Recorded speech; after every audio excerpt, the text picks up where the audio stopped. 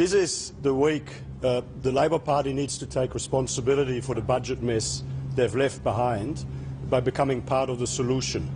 There is no alternative to the budget we have delivered if we want to protect our living standards and if we want to build a stronger, more prosperous economy into the future where everyone has the opportunity to get ahead. We delivered the budget Australia had to have after 6 years of Labor waste and mismanagement. There is no option to continue to kick the can down the road. If Labor wanted to kick the can down the road, I say to Labor, the decisions we would have to make in the future would become harder, would become more painful. We are taking responsibility for cleaning up your mess. You should join us in repairing the budget so we can build a stronger, more prosperous economy for the future. Happy to take questions. What changes are you envisaging to the GP tax? We've got Joe Hockey yesterday leaving the door open. We've got the Health Minister Peter Dutton saying there's a conversation about it.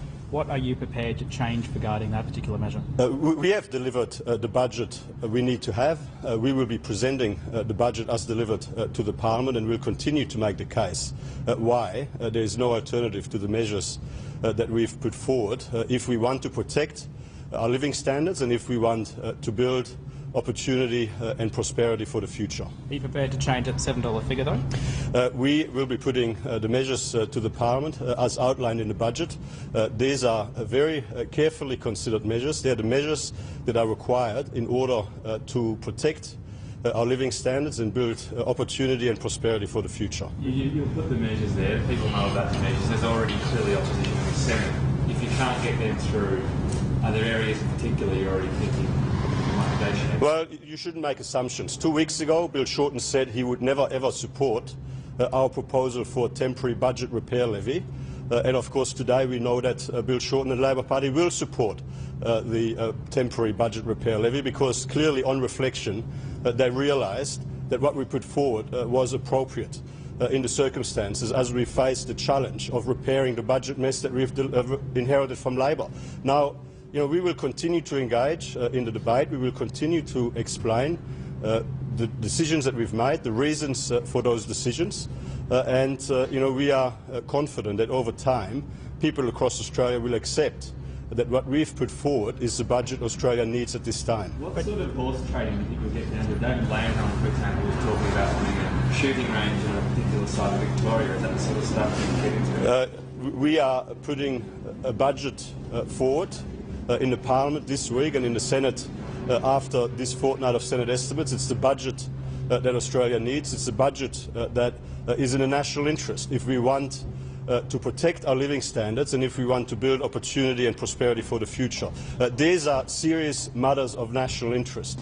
We are facing right now a spending growth trajectory that is completely unsustainable. If we don't take action now to correct the massive increases in spending that Labor locked into the budget before the last election, this will end up hurting our economy. It will end up costing jobs because, the only way you can balance your budget with the spending growth trajectory that we're looking at, if it isn't by reducing spending, is through increasing taxes. We can't possibly increase taxes to the level that would be required to balance the budget with Labor's reckless spending growth trajectory that right now is locked into the forward trajectory. So given how important you're talking about this budget process being, would you be prepared to, instead of having to walk down, for example, a GP co-payment, instead give in to the whim of that shooting range, given as an example, that sort of small stuff that might look a bit strange that you want to negotiate on, rather than giving up millions or billions in savings? This is a very serious debate that we'll be having about the budget.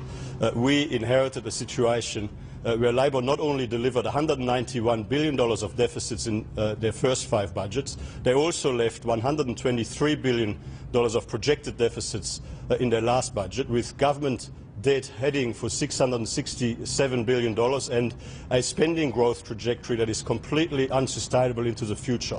We do need to have a very serious debate about the budget, and it's going to be a debate about what needs to be done in order to protect our living standards and build opportunity and prosperity into the future. That's what we're about, and that is why we would put to the Parliament and to everyone that the budget that we have delivered is the budget that Australia needs after 6 years of Labor waste and mismanagement. Is it trying to interpret that answer then? Because I asked it a couple of times and you said it's a serious debate. So those sort of demands you don't see as the seriousness of the budget crisis? I'll say it again.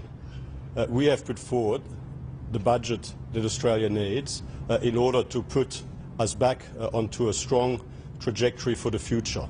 We can't continue to spend money that we haven't got. We can't continue on the unsustainable spending growth trajectory that Labor left for us. The only alternative to reducing spending so that we can live within our means is to crank up taxes. And it would be highly reckless and irresponsible to crank up taxes to the extent necessary to fund Labor's massive spending growth. We have put forward the budget that Australia needs if we are to protect our living standards and build opportunity and prosperity for the future. Thank you very much.